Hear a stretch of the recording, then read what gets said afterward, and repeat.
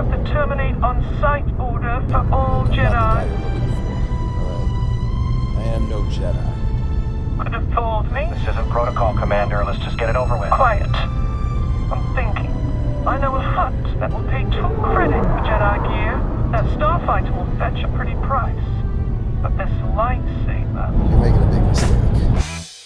Hey there, I'm Hari. I'm the co-star of your favorite Star Wars story that's really just a grown man's fantasy fulfillment and playing with action figures. No, not that one. This one. FRUUT Hari, a fan-made, beeline Star Wars story. That's right, action figures and cats. Hi, welcome to Fruit's Funhouse. That's Mr. Fruit. This is Miss Nudie Buns. My name is Harry the housekeeper. I take care of this place and make sure that they have fun. In the meantime, I film a bunch of stuff. Here on the channel, we celebrate childlike whimsy and creativity. This is episode 5 of Feral Filmmaking, where I take you behind the curtain of my Star Wars series that stars these 2 cats. Today's special is all about miniatures. If Jon Favreau and Dave Filoni can smack action figures together and call it art, then so can I. And so can you. I'll be showing you a few of the ways that I've used miniatures and toys in my production. And I'm a total amateur, so today we're going to dive into some experimentation. And we'll also be building a miniature set today. So if you're returning here, drop a quick like, and let's dive into it.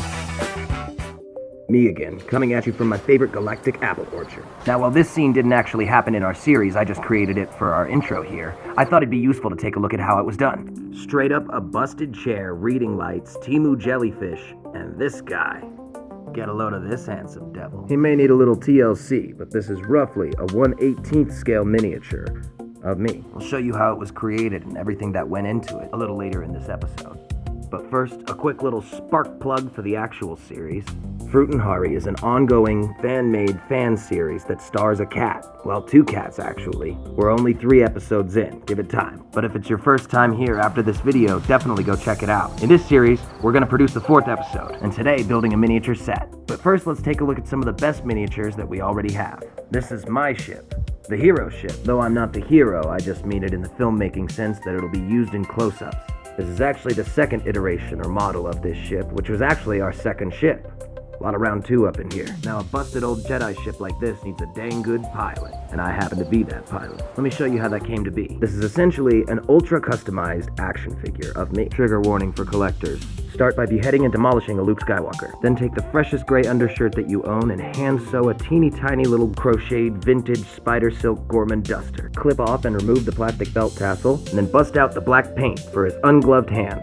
Be sure to add some knuckles for his gloved hand. Now, I'm no Jedi, but I'm no Mandalorian either. I stole this helmet from an unfortunate clone, and I have no qualms taking it on or off. After another beheading, it's off to the belt. Buckle up, Buttercup. It's time for Silver Sharpie. And say, I never liked that shirt anyway. Cut it up and turn it into a tiny bandana. Looks like this miniature seems to be headed in the right direction, but it needs finer details to sell the effect. A couple dots on the buckle to bring it home, and a bit of glue on the bandana to make it fold and crimp. Not bad. But wait, there's more. A buttload more, like the rest of the belt. After meticulously applying a couple metal beads for my hips, I cut up a Q-tips. Sorry, meant to say that you have really cute... I meant to say that I cut up a Q-tip. Sorry for stringing you along with that one. After some black paint, we can attach this to the back of my belt. Thermal detonator? I hardly even know her. The rest of this bad boy, I used the same foam from the full-size belt to make the other custom pieces. Pouches and stuff. Can't forget a couple meal capsules. Those are crafted from solder wire, by the way. And now it's starting to look real sharp. But the most striking element of my silhouette is still missing. My big leather boots. These stand out on my scrawny body so much that it earned me a nickname. I'll give you one guess. All this itty-bitty work does have a toll. Midway through beefing up the boots, I had to do some hand exercises. But a rolling stone gathers no moss, I'm told, so after a quick break, it's moving on to the sole. And no pair of boots is considered complete without a proper strap to pull. And there you have it. A roughly 1/18th scale miniature with interchangeable head. The head without a helmet was stolen from a Carl from The Walking Dead, just adding a mustache and a bit of makeup. Now, I had to buy the Luke Skywalker new, but I do get plenty of use out of old figures too, like this 90s Stormtrooper and 2000s Clone Trooper with a swapped helmet. The Mysterious Stranger Mini was a repainted Scout Trooper that came with this bike, the same one I stole a helmet from earlier. Now, the most difficult part of working with miniatures around cats is working with miniatures around cats. Do you absolutely mind? Yes, I do mind. That is not a toy. Well, it is a toy, but it's not a cat toy. Actually, I think it's a cat cookie. Put it back. No, I'm almost positive it's a cat cookie. Just give me a sec here. Master FRUUT has his own 1/18th scale miniature. but this isn't the size that we've always used. After filming the second episode, I decided for detail's sake it'd be good to upgrade. Previously, I was doing it in 1 to 116th, which is a scale that's actually been used in real Star Wars productions, but my lights and camera aren't as nice as the big fancy schmancy Hollywood ones, so I decided it might be worthwhile to scale up. And as you can see here, you can get a great bit more detail out of this 1/18th scale. Now there is a little pilot for the 116th scale. I'm hanging on to this if I ever need to show something much bigger next to us, or for super wide shots. I'd love to take a moment to show off the painting chops I developed on the larger scale. This was red when I bought it, and it's the first time I ever tried panel lining. That's a technique that uses thinned out black or umber oil paint, mixed up and lightly tapped onto the model so it zips along all the creases. I tried it on the smaller one, but it didn't turn out as well. Now this was always intended to be a very busted up version of this ship in the first place, so I made it very dirty. I even developed my own technique for carbon engine black. It's made up of silver glitter and the innards of an ashtray, dusted into all the mechanical surfaces. Now to make it look more metal instead of plastic, I put some silver paint onto a scrub daddy and scratched it up real good, going extra heavy on this right side because we slammed it into a wall while crash landing it. Now the whole concept of a Star Wars character carrying around a cat in a sling was inspired by Grogu being carried around in a sling. So I took a little further inspiration from that and made a little bubble, modified into the astromech slot just like in the N1 starfighter. Now the bubble itself is actually pretty cleverly designed, and I'd like to show you how it was done. I must have driven to every single Family Dollar, Dollar Tree, or anything of the sort in my town before finding one of those little crank machines with the 25-cent things, and I just happened to get very lucky with how it fit. It's like a glove. I filed off the rim for the lid, and that was it. The bottom portion is comprised of 4 things, starting with a key ring and some string on the top there. Then some foam insulation for plumbing, the soft kind, and a washer on the bottom.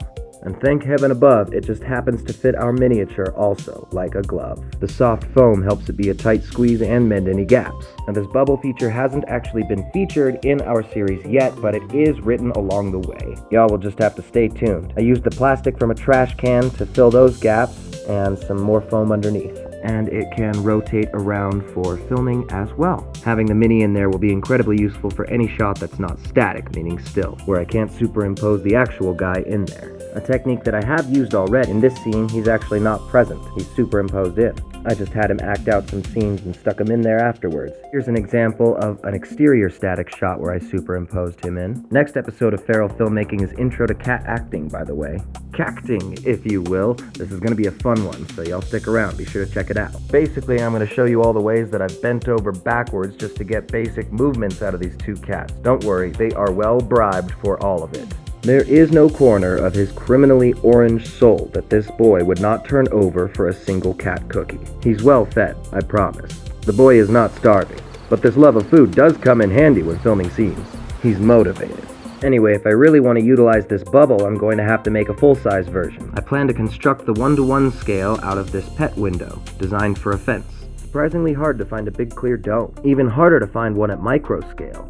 Still haven't found one that's quite right. But I feel like for the kind of wide shots I'll be doing with that, it'll be fine. Alright, now we've looked at characters, we've looked at ships. It's time to take a look at my favorite, weapons. Would it even really be an episode of Feral Filmmaking without a lightsabers mention? Of course not. Now anyway, this is the 1-to-1 scale that we're trying to replicate. To start off, we went with an Obi-Wan Kenobi hilt in the Episode 1 era. Selected for the blue blade and the round pommel on the end here. I was lucky enough to find an extinguished and an ignited version. After a quick repaint, that was it. Pretty simple stuff, actually. Now, why would you even bother with a lit mini if it doesn't light up? So for that, I have a bit of an idea knocking around of just shining a blue laser light on it while filming. You'd have to aim it very carefully, and the characters would have to stay still, but perhaps that wouldn't end up being my biggest difficulty anyway, as working with laser lights is even worse than working with miniatures. I didn't even do anything! Speaking of the cat, we also have his saber. This cute little thing is also a laser light. The mini is Yoda's saber repainted, from the same Luke Skywalker action figure I made mine out of. And to light up the little blade, we're just going to use the bigger blade. It's technically illegal to use these without a diffuser, but I think in my own home, it's just fine. Anyway, while all that is planned for the future, why don't we talk about the things I've already done, and how did I go about doing it? How was it filmed? Now, there's already a ton of videos talking about how to film miniatures on a blue screen for Star Wars, so I want to talk about my speeder bike. The reason being that instead of filming in front of a blue screen or in a studio, this one was out in the wild, out in public, on location. Natural lighting and composite photography, practical wind effects, and all. Now this model itself is another repaint from a previous one that I'd already used. This was before I had any skills in miniature painting or anything like that, so it's just permanent marker on there. But it turned out pretty okay, or at least okay enough to make me think it was worthwhile to try it again. Now this speeder's been rotting on the sands of Tatooine, so we went with brushed steel, a bunch of dirt, and rust. I really busted my chops on this one, using a Gundam panel liner for some of the dirt in these creases, and dotting it up with rust and mud. With that same panel liner, as well as using that same technique for the carbon black that I talked about before, which, for a reminder, is just ashtrays and glitter. As a final step, I implemented that panel lining oil wash technique as well. However, it proved too much, and I wiped it off everything but the leather bag. To create the brushed steel effect, it's once again just a scrub daddy. On these rusty pipes, I added some orange with the scrub daddy as well. Now, because this is a toy and not a model, there's screw holes that I had to cover up with metal rivets there. Ended up much shinier than the brushed steel because it was real metal, so I painted it brass with the same pen I used for the rust. Speaking of which, when doing rust or damage or any sort of weathering really, I always keep in mind the advice of Adam Savage. Each mark needs to tell a story. What that means for me is for each mark, each blemish that I put onto a model, there's a little moment or a little scene that plays out in my head that sort of explains or justifies how that damage got there. Rationalize it, if you will. Anyway, like I said, I took this one out in public. To avoid the gigantism effect of having large sand, I went out to a baseball field that had recently been raked and rained on, where it was a nice orange color and uniform enough to not stand out.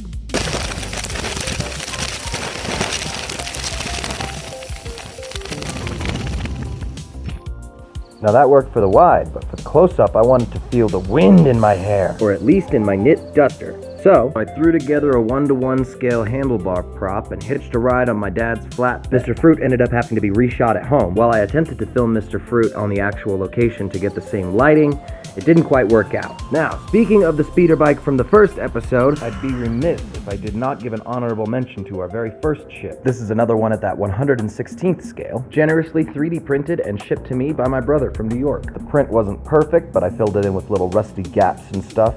These turbines are with gold flake and a copper pen. Turns out there's a model glue just for filling windows, so that's what that is up there. No sparkles in this one, but this is the first time that I ever attempted using ash as a material. I sourced the data for the 3D model online. It's loosely based off of the Royal Naboo starships from episodes 1 and 2, but I wanted mine to look a lot older, like an older design of it, an older version of it before they'd really gotten it all flushed out and pretty and smooth. In the canon of the story, Master Fruit is quite old, and he's stolen this from the royal fleet, about the same time that he left the Jedi Order. What, so shocked? I keep telling you, we're not Jedi. And that's what we're gonna tell our new friend, the mysterious stranger. As we're gonna learn, her name is Sandy. Actually, her real name can't be pronounced in common, so most humans just call her Sandy. For the miniature, as I mentioned earlier, the body is a repainted scout trooper, but the helmet came from an entirely different franchise. It's a Power Ranger, blue one to be exact. I gouged out the visor, filed the horn off, painted it black. The full-size version of this visor is a welding mask, but to replicate that in miniature, it's a small piece of clear clamshell packaging with blue tape underneath. This little weapon was very fun to make because it was crafted at the same time as the larger model, both taking influence from each other as they started to take shape. Overall, I'm in love with it as a prop because it visually represents both worlds that this character hails from. Now, I could go on and on all day about all my toys, but that's not what this is about. We're here to make stuff, not reminisce. That's right. Like I promised, in this video we are also going to construct a set, a miniature set for episode 4 of FRUUT HARI, the actual core of this video. But before that, a very brief word from our lovely sponsors. Hey, whoa, just one, okay? It's just one sponsor. It's not even a real sponsor, all right? I just gotta pay the bills, just one. Welcome to Taekwondo. Bow to your sensei. Bow to your sensei! Let's talk about your appearance. You think I got where I am today by dressing like Peter Pan over here? Literally, yes, I do. You think anybody thinks I'm a loser? Cause I go home to Starla each night? Not a chance. Now, take a look at what I'm wearing. Think anybody wants a roundhouse kick to the face while I'm wearing one of these bad boys? A hand-knit plush beanie with cat ears from Fruit's Factory? Not a chance. And now you can get your very own. Go to fruitsfactory.myshopify.com to get yours now. Bow to your sensei! And we're back. That wasn't so bad, was it? Either way, thanks for sticking around. And maybe consider buying a hat. Anyway, on to the matter at hand. We're gonna build an adobe mud hut cabin out of gingerbread housing. Yup. It expired way long ago. Actually, it looks like it's still got 1 month left in it, which means I will be eating any leftovers. I'm a sweets guy. And we don't waste food around here. Isn't that right, Mr. Fruit? So here's the plan. Build the gingerbread mud hut. That's a hut. We're gonna put it in a box and fill it with sand. That's a box, that's sand. Then we're gonna dig a hole. That's a hole. Then we're gonna put the box in the hole. Gonna do a little forced perspective shot. But first we'll need a sturdy box. Looks like Mr. Fruit found one for us. Take a moment to cut the top off. That way we can fill it up. We'll be saving this top to be used as material for the roof. I had Mr. Fruit double check the box just in case, just to be sure. Looks like it's all good. He's the boss around here and he tends to be a stickler on every little code violation. But since everything checks out, it's time to start taping up. This is gonna have to hold a bunch of sand, which gets real heavy. I realize for the actual shoot, it'll be buried in the ground, but at least for transportation to wherever I decide to use as our exterior shot, I'll still need to be able to carry it safely. The gingerbread's gonna be really fragile, so gotta make sure that the box is sturdy. Looks good. Throw it aside for now. So then we're gonna take a look at what's going on with these gingerbread boxes. What comes with it? It was right about here that it occurred to the child half of myself that gingerbread houses all come with icing and candy. Lots of it. I love candy. I don't know why, I just totally forgot that was a thing. Anyway, after a brief moment of excitement, it's onto the gingerbread. Seems like they're real brittle, so I'm gonna have to be very careful when working with them. Looks like they each come with some scaled panels, these house fronts, a couple of window panels. These scales, I think, are gonna be the main ingredient. I've opted not to use the house front panels. They're just not good for my purposes. We're gonna set those aside and have them for good eats later. That leaves us with 6 window panels between the 3 sets and 6 scaled panels. I let Mr. Fruit inspect each of them while I figured out how tall it needed to be. Then I had to quell an argument between 2 of my actors. And then I started whipping up a batch of glue, which is really just the frosting. As soon as I opened the bag, I could tell it had the smell of a thick cream cheese frosting. Very enticing to Mr. Fruit, but they can't have sugar. Their bodies just can't process it. At least, not the way that we can. They shouldn't have dairy either anyway. Anyway, because I don't want it to look like a gingerbread house, I started crushing up a bunch of the actual cookie into the icing to change the color. And hang tight for a bunch of crush. This part was quite tedious, and with Mr. Fruit sitting there begging the whole time, I eventually did give in and give him a little taste of icing. I just can't help it. I offered some to Miss Nudie Buns, but she said she's too fancy for that kind of processed crap. It's for the better anyway, though. Without some pumpkin in her diet, that would stink up the entire funhouse. Now back to totally crushing it. I started to realize here how quickly this icing sets, so I have to move fast in order to keep it from drying up or solidifying. My forearms actually began to ache while I was doing this, so I opted to start sanding them against each other instead. A very tedious process, and I regret choosing this route, honestly. I should have used something else. But here we are. Oh well. This is where I actually started to get a little closer to the color and consistency that I wanted. I'm really just trying to get as close as I can to the actual gingerbread house. Up next is to start roughing up these panels. Using a combination of water, icing, and paint, I covered each wall in some weathering damage and erosion, dirt, all sorts of different stuff. I get a lot of texture out of this. Mr. Fruit was of course supervising the finer details. And here's the finished product, all 6 of them, nice and dirty and gross and eroded. Now this is wet gingerbread, so I'll have to set it aside for a while to cure. To strengthen the whole thing, I'm putting a layer of Legos between the roof and the base. Third and final trigger warning for collectors. We'll be gluing these down. And not just that, we're gonna be making a great big mess of them too. I've already taken measurements of the cabin. It seems each panel is about 12 studs long, so that comes out to 36 studs by, what's 12 plus 4? 16. It's 16 by 36 studs. I selected gray pieces because I'd like the cabin to represent a bit of duality, both natural building elements and more technological pieces. Here I've loosely traced out a roof on cardboard, and I've decided to rip it instead of cutting it. I'm hoping the 2 jagged layers overlapping will give this model a little more depth. And there you have it. Raise the roof, baby. Probably do it brown side up. We'll still need to paint it, so wait one moment while I go do that. Went with black and orange speckled on top, but this is still not our final layer. We're gonna dab it up with a Scrub Daddy and give it some texture, and then I'm gonna greeble the top with some more Legos. Followed by a thick layer of gingerbread, crumbs that is, and lastly some actual metal greeblies, followed by a small detail pass with some metallic Sharpies of different shades. We're just gonna go ahead and glue these right to the top there. This is where I get to get a little more creative of placing things aesthetically, I guess. I'm hoping that after we dust the gingerbread on there, it'll kind of pull everything together with all these different heights of the roof. You'll have to pardon me while I get meticulous here. Now I know I've given the collectors a bunch of trigger warnings, but I'm gonna be honest, even for me, gluing Legos feels a little wrong. But on a side note, they do react perfectly with the glue. It's like the perfect kind of plastic for super glue. A couple of winding bits here, maybe it's a shell casing covering some wiring, like, you know, some weathering casing. Here I'm taking a brief moment to go check on my gingerbread walls. Everything seems to be all good. I also had this itty bitty lightsaber toy that I dug up and took half of the hilt to make this little plastic half pipe here.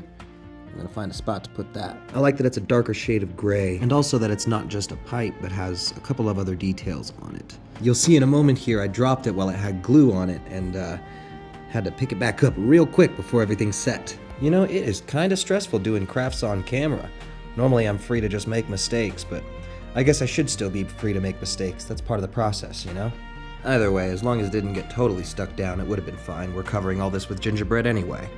Like I said a bit ago, our final greeble is going to be made out of actual metal. If you happen to watch the Feral Filmmaking episode on costumes, I'm about to use the same little metal rivets that I got so much use out of in that one. I could go on about these all day. They are some of the most versatile craft materials that I've ever worked with.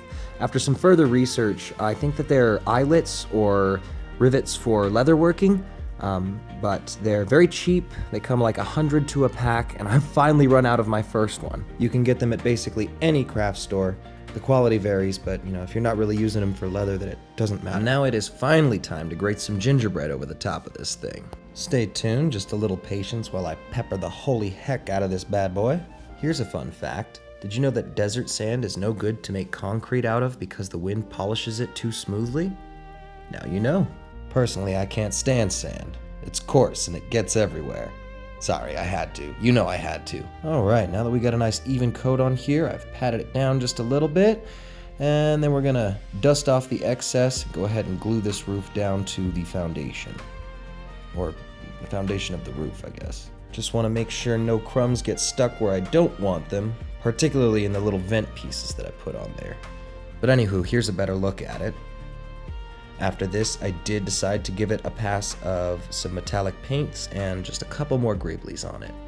You'll see in just a moment here. But overall, I am very satisfied with the look. This got so messy though, so I had to vacuum up before doing anything else. And that's rare for me. Usually I don't clean up while I'm working a project, only afterwards. And sometimes not even that. I'm using a softer, more gel-like glue, so it has a bit of jostle resistance, if you get me. Next up is to take those panels that we prepared earlier and put it all together now. But that wet gingerbread is still curing, so for the final results, you'll just have to come back next week. Yeah, I know, I'm sorry, but it's all the more reason to tune in again, okay? Come back. But before completely signing off, I figure I'd give you a show of this leather that I'm going to use to cover the windows, and also give you a closer look at the finished roof here. Well, I think that about does it for the 5th episode of Feral Filmmaking here, so if you've watched all the way to the end here, I would very much appreciate a like or a comment. We are desperately trying to monetize this channel, and that means you. Yeah, we're counting on you. You can make this happen. You can help us build something really fun together here at the Funhouse. What do you say? It's free and it's an excellent way to support the channel. Ah, what am I talking about? You already commented, didn't you? That's right, you already did. I don't know what I was thinking. Anyway, I will see you right here, not at this apple orchard, but at the Funhouse, next week on Monday. Sorry I was a little late this time, but, well, life kind of happens. Plus, I really wanted to up the quality on this one, keep giving you guys something better each week, and, you know, I'm really doing this for you guys, so please let me know what you think. And oh, one last thing, a much more exciting note. The channel crossed 4,000 subs. That's huge. That's actually really huge. I've never really had one of my personal projects do those kinds of numbers before, and I owe that all to you guys. So, golf claps, big thunderous applause. This is it. We're doing it. And I promise I do still have my Road Rules video coming out with the Ren Fair. It's just taking a long time to edit through. I appreciate you guys being so patient. But thanks for sticking around. We'll see you next week. Stay cool, Street Cat.